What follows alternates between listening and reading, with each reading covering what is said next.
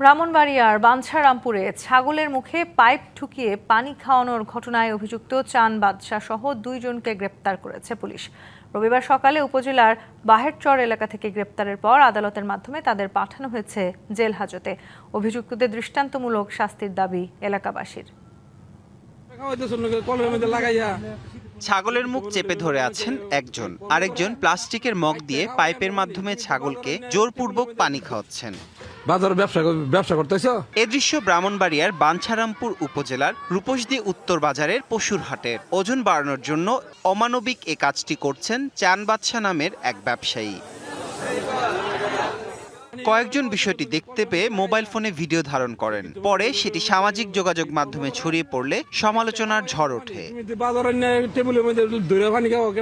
খোদ প্রধানমন্ত্রী তারেক রহমান জড়িতদের গ্রেপ্তার করে আইনি ব্যবস্থা নেওয়ার নির্দেশ দেন। এরপর নড়েচড়ে বসে প্রশাসন। গ্রেপ্তার করা হয় ঘটনায় জড়িত 2 জনকে। যে 2 জন ব্যক্তি এই কাজ করেছিল আমরা তাদেরকে শনাক্ত করতে সক্ষম হয়েছি এবং তাদের বিরুদ্ধে যে আইনগত প্রক্রিয়া এটা অব্যাহত রয়েছে এবং তাদের বিরুদ্ধে আইন প্রয়োগের প্রক্রিয়াও চলমান রয়েছে। অমানবিক ও নির্মম এ ঘটনার দৃষ্টান্তমূলক শাস্তির দাবি জানিয়েছেন এলাকাবাসী।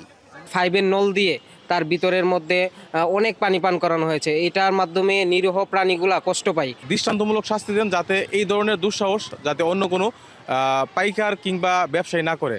কোনো পশুকে জোর করে অতিরিক্ত পানি খাওয়ানো তার স্বাস্থ্যের জন্য ক্ষতিকর হতে পারে। এটি শাস্তিযোগ্য অপরাধমূলক কাজ।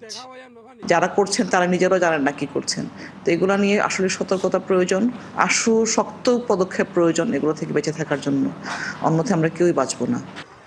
ওজন বাড়ানোর উদ্দেশ্যে পশুর সাথে এমন আচরণ শুধু নিষ্ঠুরতাই নয়, ক্রেতাদের সঙ্গেও প্রতারণা। এমন অনিয়ম রোধে কঠোর শাস্তির দাবি সবার। DBC news desk. নগদ নিয়ে এলো হার না মানা হার অফার। সর্বনিম্ন 10,000 টাকা রেমিটেন্স নগদে পাঠালে থাকছে স্বর্ণের হার জেতার সুযোগ।